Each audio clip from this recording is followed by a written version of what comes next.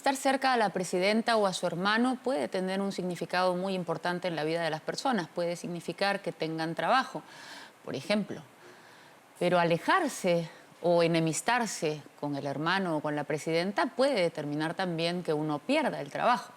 Y eso nos va a contar el señor Rudecindo Vega, que está aquí con nosotros esta noche. El señor Rudecindo Vega, a quien le damos la bienvenida, ha sido ministro de Vivienda, ministro de Trabajo, secretario de Transparencia, ha también estado en Sedapal.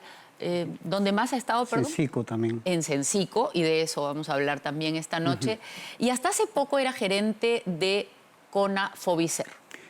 CONAFOBICER es el Fondo de los Trabajadores de Construcción, ¿verdad? Sí, o sea, si uno quisiera comunicarlo fácilmente, uno podría decir es el equivalente a la derrama magisterial. Lo que la derrama magisterial es a los profesores, el CONAFOBICER es a los trabajadores de construcción civil. Es un fondo que hacen los mismos trabajadores de construcción civil para tener allí un dinero que les puede servir. Que les puede servir para vivienda, para centros recreacionales, que hay presencia en todo el Perú, capacitación, certificación ocupacional, apoyo social, campañas en Navidad, en épocas escolares. Y es un fondo que es privado, es decir, es de los trabajadores, es una entidad privada, sin embargo, por haber sido creada en la época del gobierno militar, mantiene una estructura en la que el Estado tiene una posición importante. Tiene la presidencia del directorio, nada más y nada menos, el Estado, el Ministerio de Vivienda. Sí, el gobierno tiene dos representantes, vamos a decir, uno de trabajo y uno de vivienda, que es el presidente.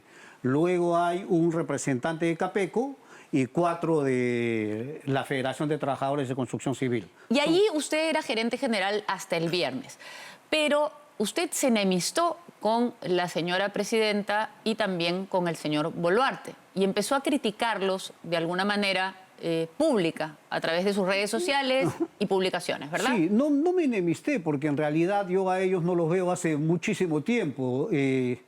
Yo los conocí, conocí a Nicanor, conocí a parte de la familia Boluarte en la época de los 90, en Transparencia. Ellos fueron voluntarios que nos hicieron crear la red de Transparencia y fueron una familia muy dedicada, ¿no? René, la hermana, que fue la responsable de armar la red nacional. Nicanor era un docente voluntario que lo mandábamos a capacitar al interior del país. Hasta que yo estuve en Transparencia, en 2000, ellos seguían ahí voluntariamente. Luego yo lo encontré a él como gerente general en Cencico. Entonces, y ahí es donde se genera el primer problema. Sí. Porque en Cencico usted llega como lo primero que presidente, sí, ¿qué hace? Lo primero que hago es, me encuentro con Nicanor como gerente general, lo llamo y le digo, oye, nos acordamos de nuestra época de los 90, de lucha por recuperar la democracia, así que le digo yo te ratifico toda la confianza y voy a ir al directorio a ratificarte la confianza. 1. 2. Yo tengo como presidente de Cencico una serie de funciones administrativas. Yo le digo, todas esas funciones administrativas que sean delegables, prepara una resolución presidencial que yo te las delego. O sea, le da total confianza. Claro, más aún, o sea, no solamente le ratifico la confianza, sino lo empodero más todavía. Lo empodera más. Y sin embargo, él lo decepciona. A los 2 meses estaba arrepentido de esa decisión. ¿Por qué estaba usted arrepentido? ¿Por qué? Porque comenzamos a encontrar una enorme cantidad de irregularidades de todo tipo. Contrataciones, incremento de consultorías. Las consultorías crecieron cerca de 200%. Y entonces, o sea que tenía la costumbre de contratar personas para hacer consultorías. He leído una parte del informe, no tuve acceso a todo, pero he leído una parte del informe y me da la impresión de que contrataba personas para hacer cosas que podían hacer personas que ya estaban ahí.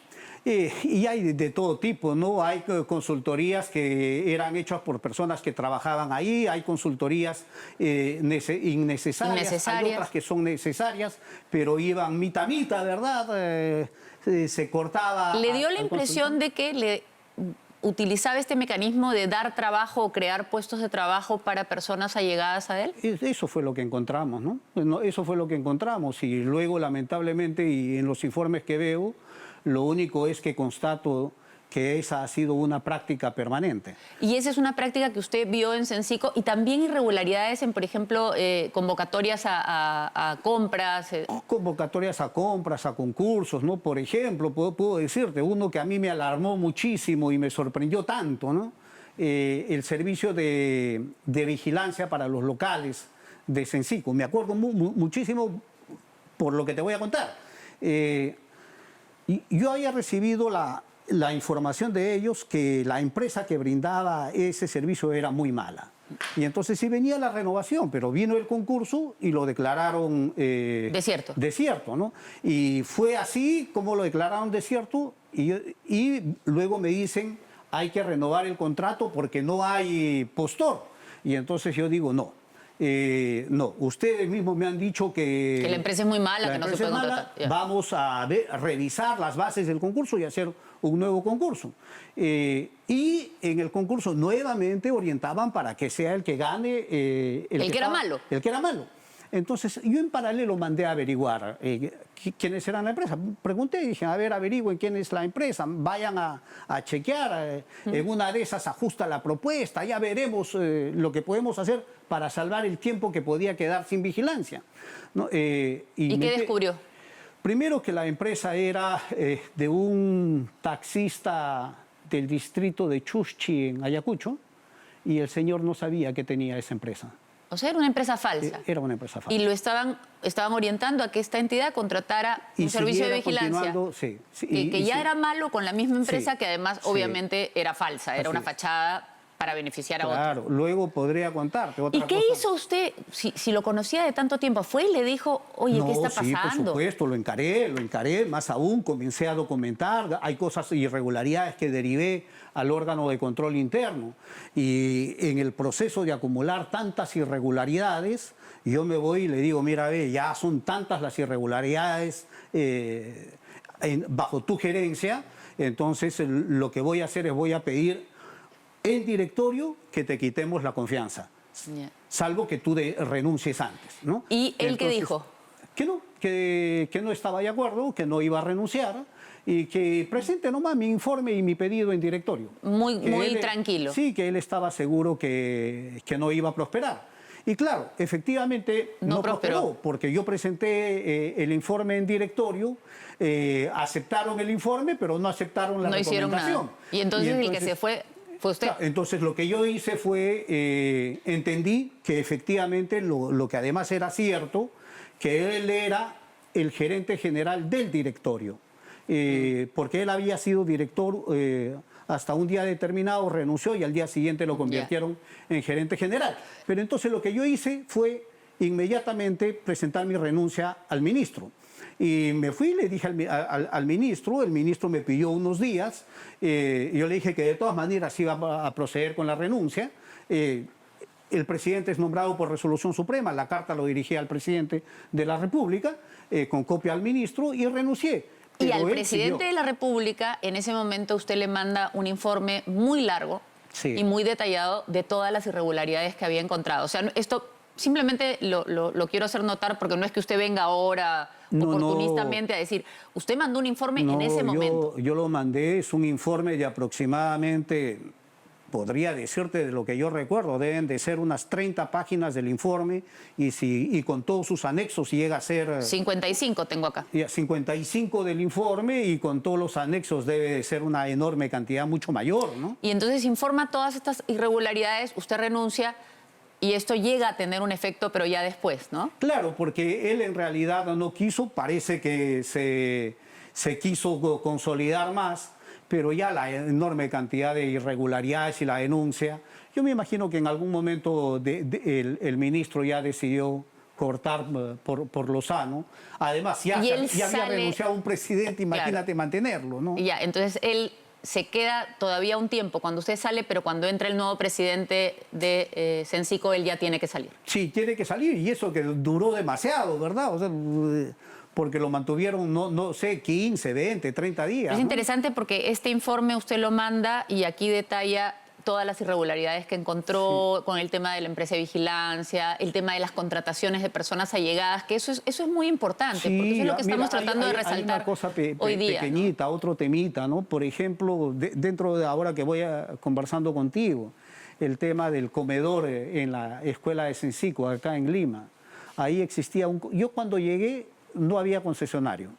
no funcionaba. Entonces un día recorriendo la escuela veo que los estudiantes no tienen dónde comer, la cafetería estaba cerrada. Entonces voy y pido, oye, hagamos esto, y ahí me dicen que otra vez había un concurso que se había quedado desierto, que habían problemas en el concurso. Entonces mandamos a hacer, y en ese concurso el anterior concesionario vuelve a postular, pero habían otorgado la Buena Pro a una persona desconocida. Y entonces el señor viene y dice, ¿sabe qué? Yo pongo mi denuncia porque la señora que ha ganado el concurso era trabajadora mía. Era una señora que me ayudaba en la cafetería. No tiene de dónde poner nada. A ella solamente le pagaba el sueldo mínimo. Y entonces, ¿cómo va a tener una empresa con la cual me va a ganar a mí el concurso para la cafetería? No tiene. ¿Y quién llegó a averiguar usted quién estaba detrás de eso? Sí, bueno, cuando yo inicié todo esto y lo derivé al órgano de control interno, los que estaban directamente involucrados era el equipo que dirige a Nicanor desde la gerencia, ¿no? Uno de ellos era... Hasta en eso, sí, o sea, poner una persona, sí, un fantoche, digamos... Sí, uno de ellos era asesor suyo que lo encargó el área de abastecimiento. Y por lo tanto era el que conducía los contratos y los concursos. Bueno, son realmente cosas fuertes las que nos dice, y por supuesto, si el señor Boluarte quiere venir a una entrevista la próxima semana, estaremos dispuestos a escuchar lo que él quiera decir, pero usted ha dejado constancia de todo esto y en todo caso nos dice que tiene pruebas, que acopió pruebas de todo esto. Y ahora usted, este viernes, lo han sacado de su trabajo por criticar a la presidenta de la República, y la ministra de Vivienda pidió específicamente que hicieran algo con usted. Sí, no, además una cosa muy irregular y muy rápida, ¿no? La ministra de Vivienda manda una carta el jueves de la semana pasada al presidente del directorio de Conafobicer, que dicho sea de paso, a pie de página, es su asesor en el ministerio, ¿no? O sea, ella le manda una carta a su asesor como presidente de Conafobicer, en el cual le dice lo siguiente. En resumen es... retiren a Rudecindo, quítenle la confianza a Rudecindo, sáquenlo de la gerencia general, porque él está escribiendo contra el gobierno y contra la presidenta. Y para muestra, pongo dos adjuntos, 2 artículos míos publicados en Diario 1 y un comentario que hice en Twitter. Y a usted lo retiran. Claro, pero es por temas absolutamente personales. Pero además de eso, se hace el directorio el viernes de la semana pasada, es el primer directorio, no llegan a acuerdo porque los otros 6 miembros del directorio no están de acuerdo con ese pedido. El presidente, al verse que no prosperaba su pedido, pide que se continúe en un siguiente directorio. Y ese segundo directorio se hace el martes de esta semana. En ese directorio del martes de esta semana no prospera el pedido. Toman acuerdo, pero el acuerdo es invocarme a que no utilice en mi cuenta personal alguna mención al Conafobicer. Entonces, ese es el pedido. Y luego el miércoles sale un artículo en el Diario 1, ellos defendiendo su derecho a la libertad de prensa, y ese día la ministra comienza a llamar al presidente de Capeco, a los directivos de Capeco, a los dirigentes de la federación, para chantajear, para extorsionar, así, directamente, extorsionar el apoyo en la agenda al sector, si es que me sacan. Si tú me dices, ¿qué extorsión? Por ejemplo, yo te digo, nosotros teníamos una agenda común. Lo que dice la carta básicamente es que se ponen en peligro los convenios que hay si es que usted sigue comportándose de esta manera. Eso es una partecita, pero hay una agenda común mucho más rica. Por ejemplo, yo te digo, el tema de los bonos de techo propio. Tú sabes que para este año no hay un solo. En este momento que conversamos contigo no hay un solo centavo para techo propio. Y sin embargo hay un decreto de urgencia que nosotros hemos gestionado conjuntamente para que salga ese presupuesto. Bueno, la ministra dice, no sale el decreto de urgencia con ese presupuesto para techo propio si es que ustedes no me dan el apoyo. Bueno, entiendo que esa es la interpretación. Teníamos la carta, no tenemos tiempo para mostrar la carta, pero efectivamente lo que sugiere es que si usted sigue ahí, las cosas no van a ir bien con la entidad. Le agradecemos mucho que haya venido aquí a contarnos todo esto. Creemos que es sumamente importante por lo que hemos dicho. Pero durante todo el programa. Es que tengo que terminar. Pero 30 segundos, porque tienen que ver con mi seguridad y con el cuidado.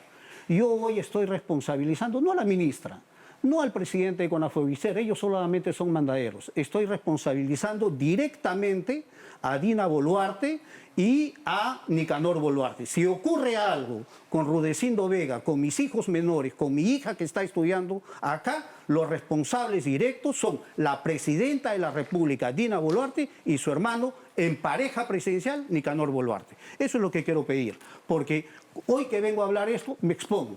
Ya me están persiguiendo hace mucho tiempo. Esto no es de ahorita, esto es de hace mucho tiempo. Entonces yo estoy muy expuesto. Hoy esto que haya salido del CONAFOBISER es una anécdota a un atropello permanente que viene hace tiempo. Muchísimas gracias por permitirme. Gracias a usted por estar aquí con nosotros. Bastante grave lo que ha dicho el señor Rudecindo Vega. Vamos a tener que dejar ese tema ahí. Insistimos, si el señor Boluarte quiere darnos una entrevista, aquí estamos.